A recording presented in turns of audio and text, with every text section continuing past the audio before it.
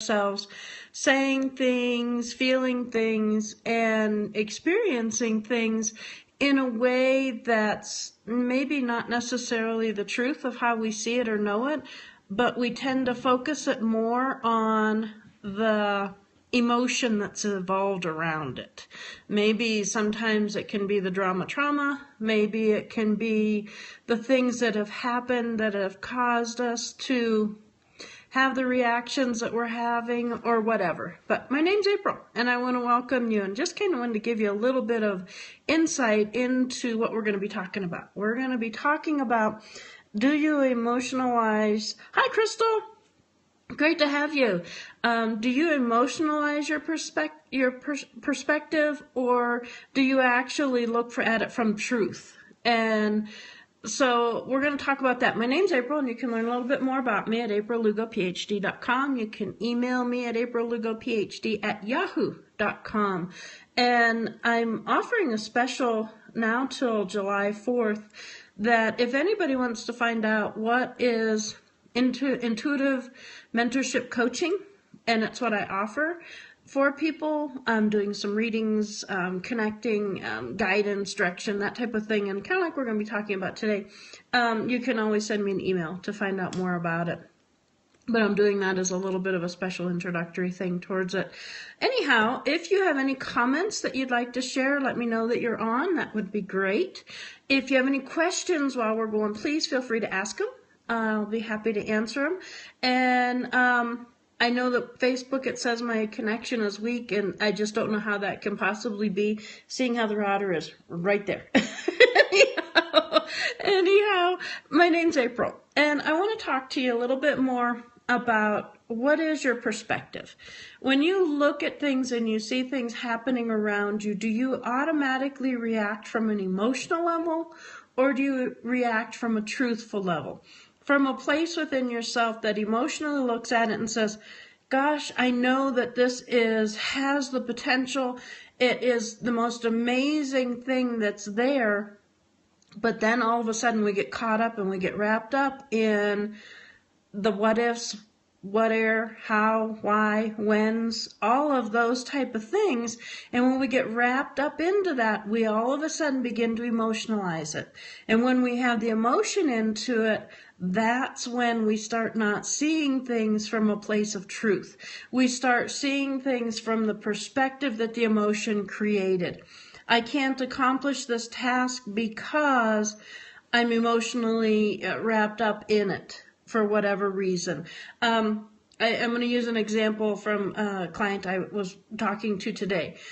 Sometimes when we look at our kids and we think our children are the most amazing, beautiful, wonderful, phenomenal people on the face of the earth, but then we look at their trauma, their life, and the stuff that they're going through, we immediately begin to emotionalize it. We begin to immediately connect to the thought process of, well, if they'd figure it out, they wouldn't have this problem. If they could overlook this, or if they were to do that, we emotionalize it. I feel like maybe they're not going to be able to do it because they're making poor choices. Well, maybe they need to go through those poor choices, and our emotionalization connection to that keeps them, in our mind, from becoming who they really are. And sometimes the truth of the matter is that our kids are the most amazing thing, children on the face of the earth, and we can believe that, and we can know that, but we have to look beyond that big picture of where they're at in their lives, and we have to stop emotionalizing it. For example, if you want to, okay, I'm going to give you an example from this weekend. We were out and we were going down this big, I mean to tell you, big hill. And I was petrified. I was totally emotionally wrapped up and caught up in this experience. Normally, I would have put my foot down and I would have said, no, we're not going down that way. You're going to find me another way down. I'm not going to do that. But I just turned off the emotion and I said, okay, worst that happens, I total the machine, I get hurt, or I die. And when I quit emotionalizing it and I looked at it from truth, I knew within myself I had the ability and I had the knowledge to get myself down there, and I just needed to get over it. And that's kind of what we do in our lives. We emotionalize the things that are going on around us. In my normal way of being, I would have looked at it and I would have said, there's no way, I'm not going to go down there and possibly wreck, possibly get hurt, blah, blah, blah, blah, blah, blah, blah, blah. Created all these stories in my head that created it as an emotional reaction versus the reaction of, if you didn't think you could do it, you wouldn't have been in that position to start with. If we don't wrap ourselves up in all of these emotions, we wouldn't be holding ourselves back. We wouldn't be keeping ourselves from becoming powerful opportunities that are out there in life for us. And those are the truth, and those are the manners that we oftentimes get ourselves caught up in. Wow, the truth of the matter is, I can ride down that hill. The truth of the matter is, I can accomplish that project that is in front of me, and I don't have to emotionalize it and say, oh my gosh, I've got to accomplish 20 pages of this major essay within the next 2 hours. No. If we look at it and we don't emotionalize it and we dig in and we get in there and we do it, we've done it. We know the truth. We know the truth will show itself and it'll give us the answers that we're looking for.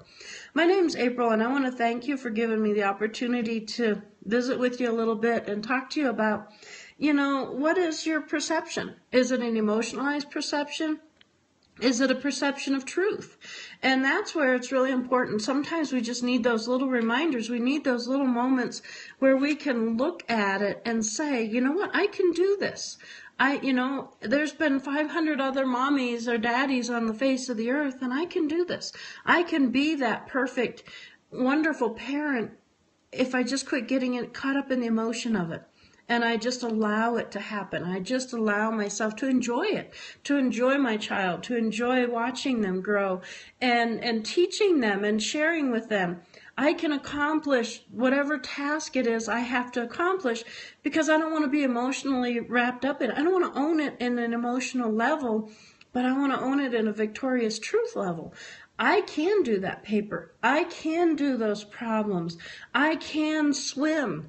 I can, whatever you're facing today, whatever you're going through in your life today, we can create the beauty of it when we stop emotionalizing it to the point that it handicaps us and it keeps us from seeing the truth, seeing the beauty, seeing the reality of what's out there for us.